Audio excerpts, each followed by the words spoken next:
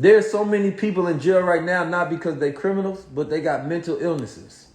I know so many black men right now that need to be able to focus, right? And the way that they cope with the mechanisms of lack of manifestation in their life is they get high. Is they try to go over socialize. It's through sexualization or sex and like lust and like smoking and drinking and gaming and all of these things to try to numb pain. I get why it happens. We come from traumatic environments.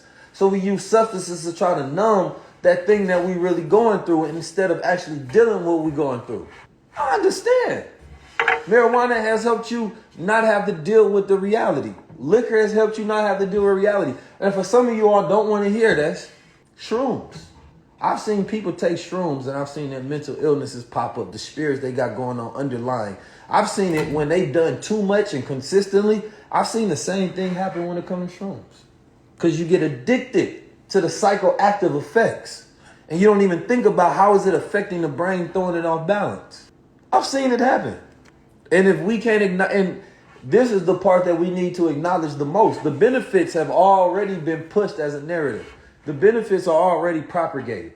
For the people that needs to customize the way they deal with things based on who they are, this is not the conversations that's being had nowhere. If you want to do your shrooms, your weed, your liquor, and things of that nature, at least be well researched on it so that you can do it and incorporate it in your lifestyle in a way that is not affecting you in any negative ways, but you're getting the benefits in a positive way. It's the same thing with eating sugars. It's the same thing with intaking synthetic chemicals inside your household that's for daily cleaning and you getting those fumes and it's messing with your brain. It's the same thing with having the volume in your earphones too high. All of these things gonna mess with your brain. It's the same thing by not taking and eating brain foods that have antioxidants in it that help the brain. Like there's detriments and there are benefits. So what we really talking about is the brain itself and how does it affect the brain. The same thing, yes, caffeine can be the same. Dairies can be the same. Artificial sweeteners can be the same. Even social isolation, spending so much time alone, right, can be the same. There's many different things that affect, same thing in this one, we all guilty of, screen time. Spending too much time with the screen, throwing the brain off its natural circadian rhythm, right, with these artificial blue lights. Somebody say it's hard to OD on nature. No, it's not. You take too much of anything, and whatever it is activating, if it's doing it too much, then that's a problem. It can throw off the balances within your system. I'm going to say this. I think that if you go do shrooms, it should be for microdosing.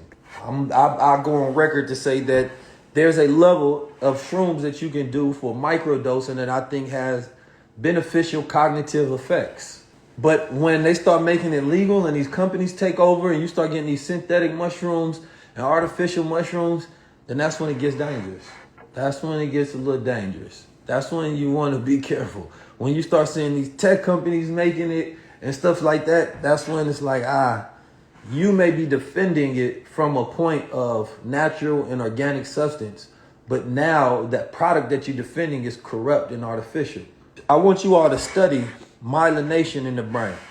So myelination in the brain, right, is that process to where you start to develop what they call sheath, which is an insulation around the neurons that make them work more efficiently. So your thoughts can travel, electricity travels, right? Myelination. And as you smoke, this process can become decreased. So you're not thinking as fast as you would. That's why you can get stuck and be like, because the thought is literally not connecting. It's like them old PS2 systems and PS3 systems that used to be loading all day. Your brain just stuck in loading mode. So as we develop, especially past the age of 25, you know, they used to say you can't teach your old dog new tricks. And we found out that that was a lie. It just, your brain has to be stimulated in a different way, right? So that white matter in your brain continues to grow. So the myelination process, the sheath around your axons that allow the electricity and the signals to send from one neuron to the other, right? So that your brain can work more efficiently. It's that process starts to slow down. So you have to speed it up. You got to work out, right? You have to learn, educating yourself, reading, right? You be in nature, ground yourself, because everybody start talking about they love weed because it's natural, but ain't been in nature. Ain't took a hike in 1 year, 2 years, 3 years, talking about some nature. Well, you don't know nothing. Niggas don't be doing nothing about no nature.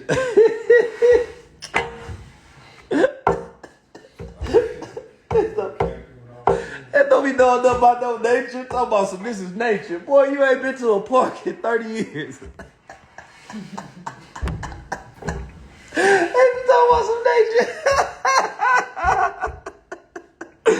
Boy, y'all be killing me sometimes. I just be, listen, I be laughing. I love y'all. I would not take my time out of my day to talk to y'all about things that I think could possibly have a benefit to your life if I didn't love y'all. If I didn't have this energy for love for y'all. Because listen, there's a lot of people that don't like when I speak on, and a lot of people who follow me. I know a lot of my followers smoke weed. They thought high-level conversations was us getting high and talking. They thought we was getting high and speaking. That's why they first watched. No, a lot of my guests smoke weed. The homies smoke weed. You feel me? People smoke weed. I get it. I just, for the people, like I said, I'm speaking on my family. I think that the men in my family should not smoke weed purposely. Like, I've seen this. I've seen too many of my family members do hard drugs, right? From all the drugs you can think of to weed and things of that nature. And I've seen the negative effects that it had on the men in my family. So I'm speaking from a real place of experience. You know what I mean? Seeing people do coke in front of me, crack in front of me. You know what I mean? I'm in high school having to go to school the next day, and it's messing up the way that I like see them and view the world. And then I see